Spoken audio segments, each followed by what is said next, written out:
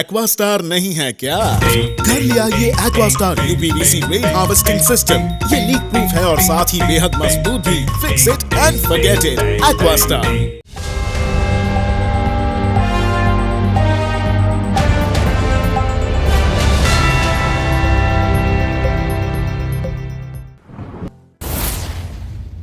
तो आइए अब हम पीसीसी प्रेसिडेंट रंगालाल हल्दार से बात करेंगे। आज पराक्रम दिवस के अवसर पर 126वीं नेताजी सुभाष चंद्र बोस जी की जयंती है, आज बर्थ एनिवर्सरी आज उनकी।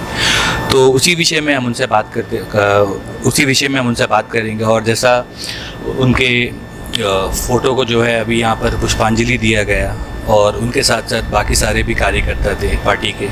तो आइए हम रंगालाल हल्दार जी से बात करेंगे और दो शब्द इनसे जानेंगे। अब तक दर्शकों को हमारी नमस्कार है, साथ साथ हमारे कांग्रेस के कार्यकर्ताओं को भी सबको नमन है कि आज बहुत महत्वपूर्ण दिन है, जिसमें आज हमारे नेता जिस नेताजी सुभाष चंद्र बोस जी का जन्मदिन के उपलक्ष्य में आप सबको बधाई है। सबसे पहले हम ये कहना चाहता है कि आज अंडमान निकोबार में भी एक तो बहुत बड़ा जो है सरकार की तरफ से एक बदलाव का एक संकेत दिखाई देता है कि आज अंडमान निकोबार में पूरा हिंदुस्तान के जो है हमारे होम मिनिस्टर साहब जो है यहाँ पर पहुँचे हैं और वो भी नेताजी का कोई कार्यक्रम यहाँ पे रखा है। नेताजी का कार्यक्रम रखते हुए इनको जो कई 21 द्वीपों का जो नामकरण देने जाता है, लेकिन हम उसमें देखिए हमारे जो सेनानी है, स्वतंत्र सेनानी है और हमारे जो यहाँ पे जो मरणोपरांत जो ये हुआ हमारे लोग, हमारे जो देश प्रेमी जिसको हम कहते हैं, जाबाज सिपाही हमारे देश के, जो अपने जीवन को जो है समर्पित किया इस देश के लिए, परमवीर चक्र लिया है जिन्होंने, उनके नाम से नामकरण किया जाता है। ये अच्छी बात है, लेकिन साथ साथ में भी सरकार को हम ये कहना चाहता है कि सरकार आप तो ये किया है, ठीक है, अच्छा बात है, लेकिन साथ साथ अंडमान का भी आप डेवलपमेंट के बारे में सोचिए। आज अंडमान का परिस्थिति क्या है, आप नॉर्थन मिडिल में जा नहीं सकता है, ऐसा दुर्दिन कभी भी आया नहीं।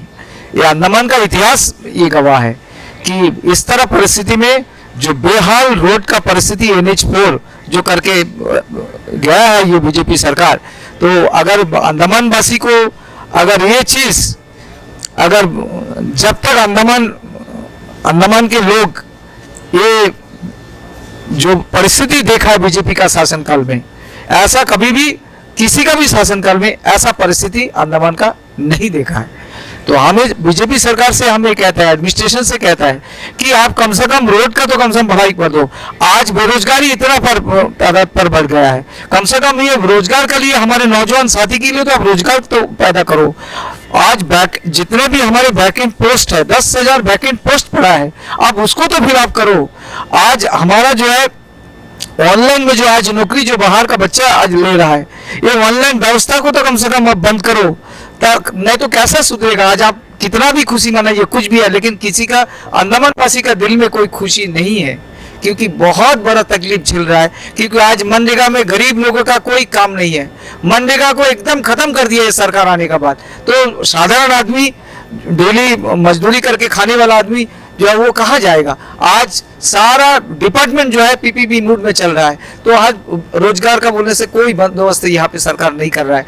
आज जितना भी पैकेज ये इसी को संदर्भ पे, नेताजी के संदर्भ पे लेके आज 23 करोड़ का जो है बजट सैंक्शन हुआ अंडमान निकोबार में। ये एक पैसा का अगर कोई भी हमारा अंडमान वासी को मिला तो वो हमारा कोई दुख नहीं था। ठीक है, चलो भाई एक अच्छा काम किया, एक इतना बड़ा अमाउंट आया यहाँ पे अंडमान का लोग जो है हमारा अनएम्प्लॉयड यूथ हो, कॉन्ट्रैक्टर हो, और भी सारे जो लोग हैं उनको कुछ तो काम करने के बाद बेनिफिट मिलेगा। वो अगर मिल गया, एक पैसा पानी तक मेनलैंड से लेके आ गया, खाने का चीज से लेके पानी तक जो है बाहर का कॉन्ट्रैक्टर आके सब करके लेके चले जाता है।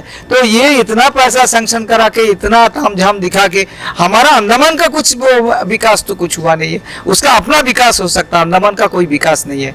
आज इतना जो कुछ भी कर रहा है, लेकिन किसके लिए कर रहा है? वो देख रहा है कि आज जमायत करने के लिए बीजेपी का जो आज वो जो एजेंडा सेट किया है कि लोगों का तादाद जो है इसमें बढ़ेगा। क्यों आज ऐसा एक नया नया इवेंट्स वहाँ पे रखा है जो जिमखाना ग्राउंड में, जिसको देखने के लिए हमारे लोग जो है बहुत दूर दूर से आएंगे। आने का बाद वो देख के ही जाएगा, लेकिन दिल में बहुत दुख है कि अंडमान का कोई तरक्की हो नहीं रहा है। सर, हम आपसे एक सवाल पूछना चाहेंगे as a state president of Congress.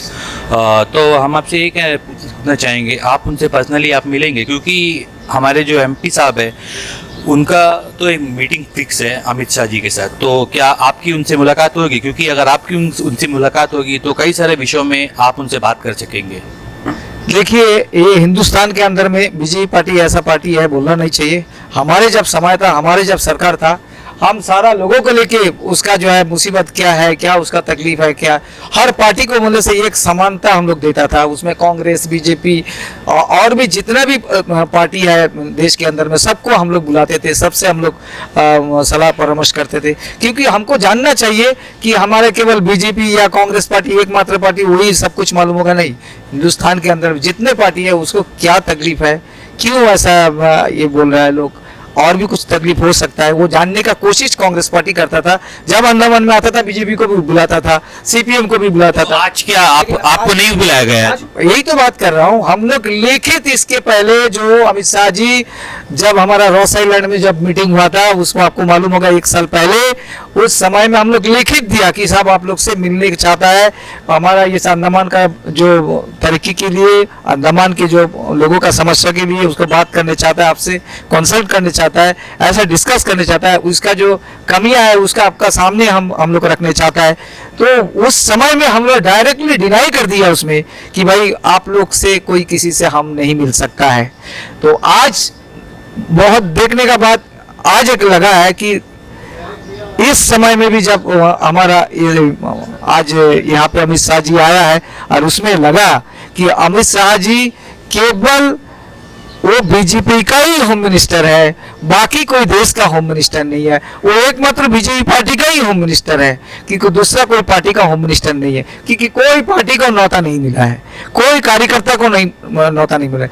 Andaman Nicobar के अंदर में हम लोग मेन है, कांग्रेस पार्टी जो है बड़ा पार्टी है अंडमान का। आज तक हो सकता है सेंटर में बीजेपी है, लेकिन अंडमान में तो सबसे बड़ा पार्टी होने से कांग्रेस है। लेकिन कांग्रेस को कोई जगह में इस लोग न्योता नहीं दिया, ना कोई पूछा है कि भाई चलिए यहाँ पे क्या प्रॉब्लम है, क्या समस्या है, क्या लोगों का क्या बात है, वो जानने का कोशिश नहीं किया।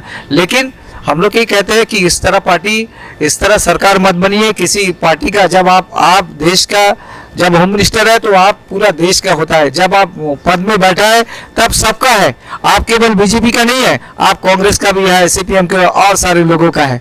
ऐसा देश का होने से अगर आपका मन का अंदर में, आप लोगों का मन का अंदर में ऐसा अगर भावना होगा तो ये ज्यादा दिन नहीं चलेगा, ये भी समाप्त हो जाएगा।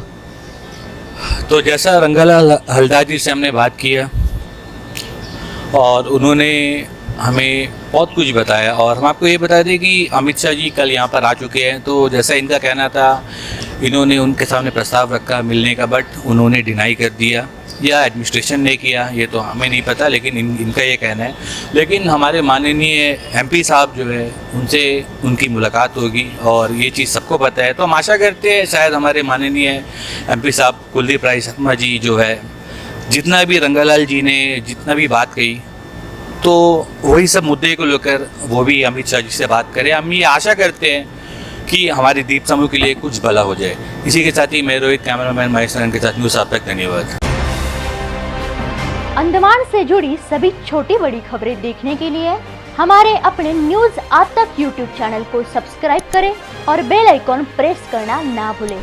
हमारा अपना न्यूज़ आप तक, अब सच देखेगा अंडमान।